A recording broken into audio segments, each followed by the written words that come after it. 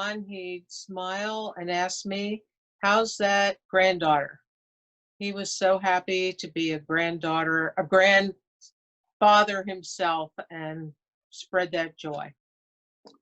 One of the first things I remember in talking to Ron is that when he first came back into the choir, he mentioned that he had had lung cancer and only had one lung. And I thought this was amazing that he was able to sing and sing out with such diminished lung capacity. So I thought in terms of his strength and his desire to be in the choir and desire to sing with us was just absolutely amazing. So I've always thought wonderful of things of him for being willing to do that. Thank you. I just wrote down some words after you asked for this that came to mind. He was warm-hearted, funny, quick-witted, had that lovely, deep voice, speaking and singing. He was committed to the church, the choir, and his family, and was a true Southern gentleman. I didn't really get to meet Ron that much, but I do remember him at the Christmas party. Well, we went to sing carols over there, and he was just so much fun and so friendly. It was just a joy. I didn't really feel like I was barging into somebody's house that I didn't know.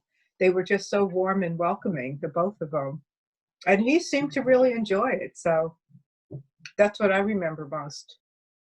The thing that I remember is that whenever Ron was there, the whole practice had a much cheerier mood to it. He always brought joy with him. And even when we were struggling with parts, he would bring a lightness to it that you knew you could get through. So it was always helpful to me.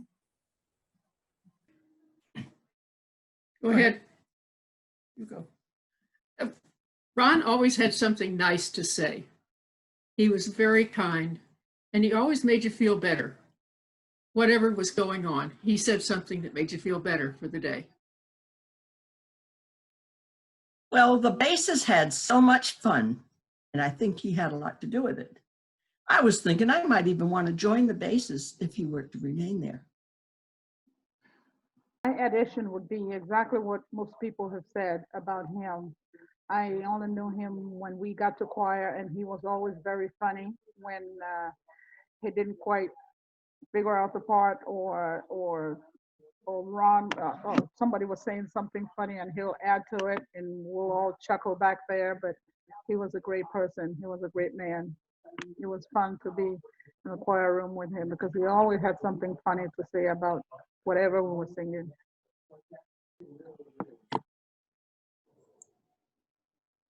Ron was such a kind person.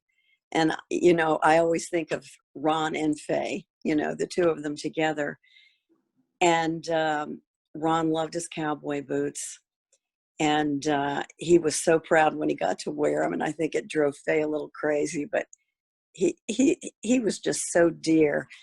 And a childhood memory that I have, he used to be part of the Methodist Men. I think he was even president at one point. And they used to have these dinners, and he would always call each man's house and find out how they want their steak cooked on the grill. And that was just so thoughtful. And he loved the ink spots, and he loved the platters. And we used to chat about great music. What a wonderful, wonderful man. I didn't know Ron quite for a long time, but the few times I knew Ron is actually what I was sharing with you by email. When I had just met Ron, he was this humorous guy and fun. But one particular incident I remember, the one I was sharing with you, I had just come in the choir. And so, he was sort of struggling with the harmony part, of course, the bass. And he he turns back to me and said, "Paul, when this whole thing doesn't work, of course, remember I'm pretty, the beauty always helps." So I found that cracked me up. I started laughing. And, from that day, I think I was always warm to see him whenever he was in the choir. He was this sort of loving guy, fun to be with, you know. So I think that's what I remember with Ron. Make you feel comfortable. You go like, yeah, we are happy to have you here.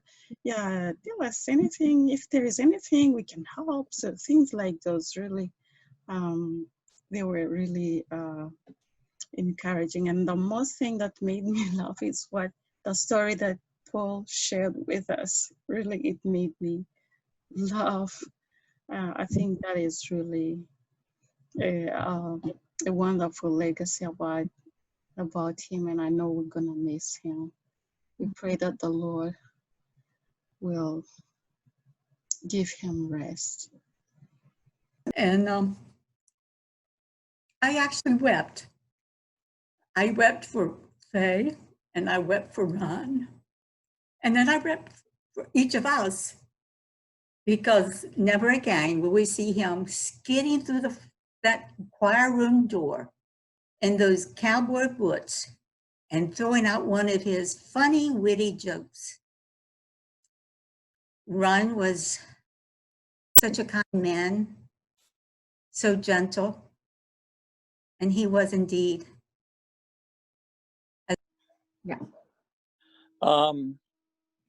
I did not know Ron, didn't get the opportunity to sing with Ron, but from knowing Faye and Dale, and I believe I met Ron a few times growing up.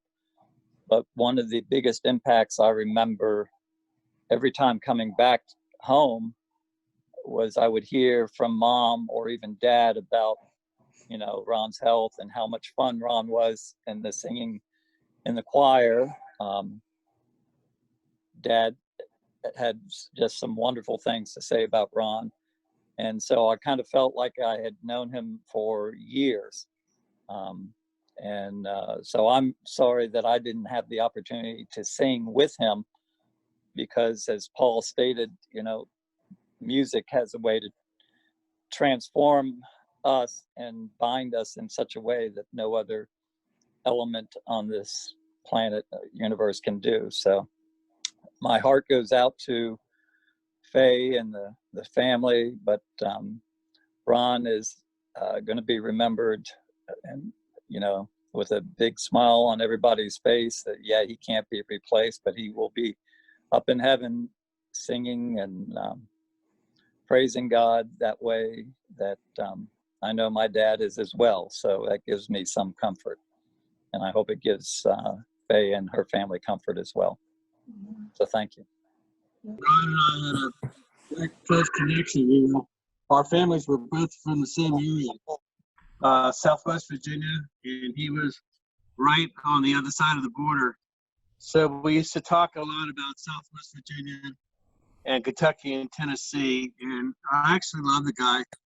I was slightly familiar with his home area, not a whole lot, but I remember a lot of the people, that would come up from my area. And he's a very special person, and he's very friendly, and we loved him in the Methodist Men.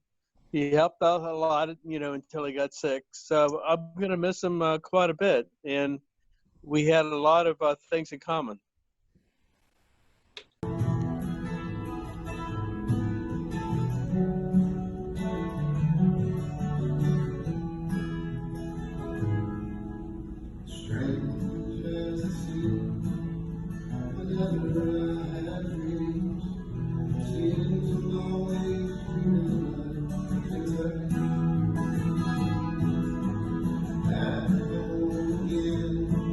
Just a little boy.